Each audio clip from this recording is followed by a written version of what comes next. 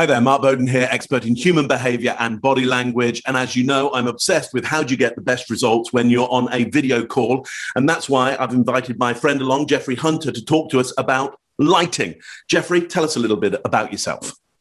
Thank you. I'm American. I live in Copenhagen, Denmark. I've been here for 13 years, worked in corporate world. And for the last 6 years, I've been making films and videos for large Danish companies, interviews, speeches, product films, things like that. Perfect. So the point about Jeffrey is he knows the business end of a camera and he knows about lighting. So Jeffrey, just take us through what you're doing and some ideas for us here in our home offices. What's going to help us?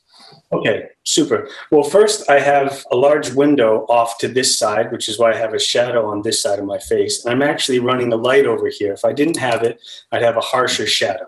That's why I have that light. If you have zero lights, then we often say, put the window directly in front of you. You'll get the most even light. But I think a flat background is ugly, which is why I go something like this, the corner background. And not all shadows are bad, but if it's too bright on this side and too dark on this side, then you want to brighten up that side of your face some. So I can show you some options I would use for that. That'd be great. I'll start with the smallest. This is a very small USB battery-powered light. Has a few settings, turns on like that. This is the size of it. So what I would do here is I would hold it up to this side of my face to balance out the shadows. So now my face is a little more even. You know, if one side is slightly darker, that's fine. We do that on purpose in films. It gives a little bit of human feeling, but it's much better than this. So there. That's a big difference. Big difference. Suddenly your face becomes the focus. Suddenly my eyes are drawn into that rather than the surrounding area so much.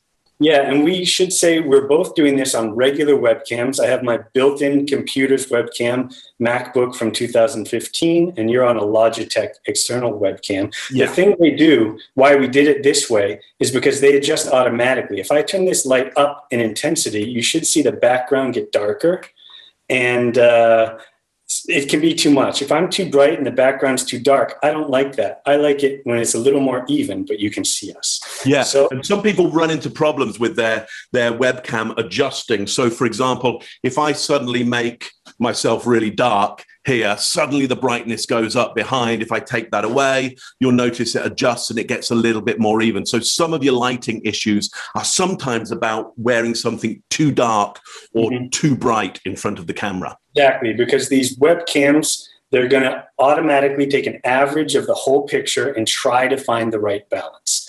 So if I take a step up from this little light to this slightly larger LED light, general rule with lighting is the larger the light, the more pleasant the light, the softer the light. So here you should see less harsh shadows on my face. This one's also adjustable. So as I turn it up, again, you'll see the background get darker until it gets very pronounced. And I just think this is very wrong for a business meeting.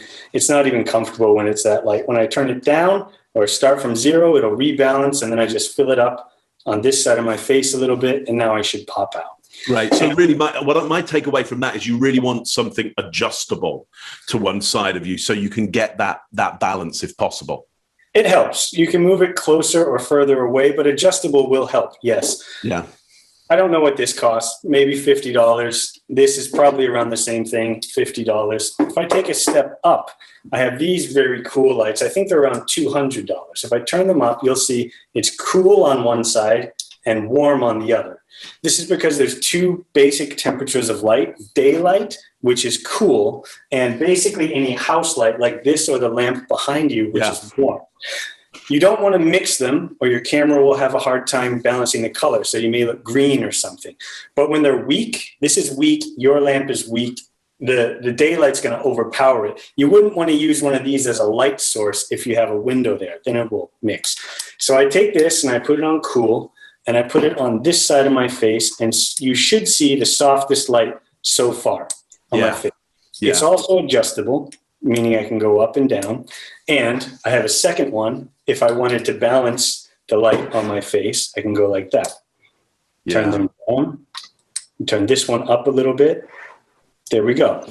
Yeah, what I love about that is also because of the length of the light, it's kind of filling out your whole, body there that we can see. It's giving me more image of not just your face, but the whole of the body as well. So I really like those lights. Yeah, these are great. They may be a little expensive at $200, but they're adjustable. If we go into nighttime lighting, if you didn't have a daylight source, this is when you would actually want to use the softer light. It looks much better in the evening when you don't have a daylight source. Something to think about. And if you want to set up a more permanent thing, having the light slightly above you, I'm putting it slightly above, accentuates your jaw, makes you look thinner. Having it on the side is okay, but on the bottom makes you look evil and can fill out your neck. Well, also, if you're a glasses wearer like I am, if you have your lights, at eye level, you'll tend to get the image of the light in there, which you'll probably notice you see I've got a light up there. If I shift that, my lights are above me. So again, it's going to look better around here. And also I shouldn't get that glare. Same with having a light below you. If you've got that light below you. That's shining right on your neck. Neck's not important. Face is important, right? Yeah. And by the way, I'm using a little light just like you've got there. Cost me, I don't know, like $100 Canadian dollars or something like that. And I use it just to light up areas here. So these books pop a little bit more. The mug with the branding pops on a little bit more, just lighting the set. And to that point, show me what you were showing me earlier about that kind of blue light at the back. Not that we're saying this is a great idea for everybody, but it's worth seeing. It's worth seeing how you can, add a bit of color. So what I'm going to do is I'm going to make the room dark. Yeah. The curtains across the windows. Turn the room back on me like this. Yeah. And I'll take one of these lights. And this is just a blue folder, semi-transparent. I'll turn the light on, shine it up through the blue light, put some blue back there. And this would be a night setting, so I have the warm setting on my face.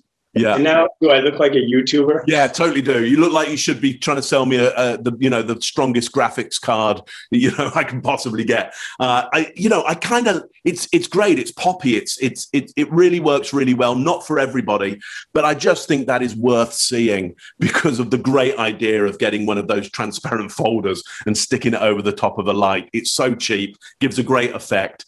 Last of all, show us what you can do with some of those biggest lights so we can tell, would we really want to go out there and buy, big soft boxes or not? Yes, I'll show you that in just a moment. But I'll say this, I think it's cool, as you said, if you're a gamer, but I don't think you want to do this on a business meeting. I tried it once and I felt very embarrassed. I felt like I was try-hardy, So let me show you the final thing here, which is very big softbox lens. And you will need these. I'm not recommending this at all. I'm going to show you why I'm showing you these. If you want to do the worst thing that you can do with video, which is put a giant window behind you, then the only way that you can do that while still seeing yourself is to have these huge lights. And I'm standing very close to them. You can see I'm still silhouetted and the camera's flickering. It doesn't know what to do. So I still have to darken the background a little bit. Let's see when it starts to, okay, there we go. Yeah. And it still doesn't look that great. And I've darkened the window halfway. Let me show you what I look like if I turn them off. Yeah, I'm very silhouetted. So you need you definitely witness protection scheme there, which is never a good look in business. No, and they're cumbersome. They fall over. They get in the way. They're hard to work with. They take a long time to set up. I don't recommend those for the normal person. Well, look, Jeffrey, thanks so much for taking us through all of that. My hope is that you have had some ideas about what you might be able to do for very little money to make a much better effect when you're on video. If you like this, if this has been useful for you, let us know, and we can come back and do some more. My guess is, Jeffrey, there's so much more that you could tell us about this, and so will you come back for us if people want some more? Sure. Lovely. Thanks for watching this. Hope this was useful. See you around. Bye now. The 10-minute timer there.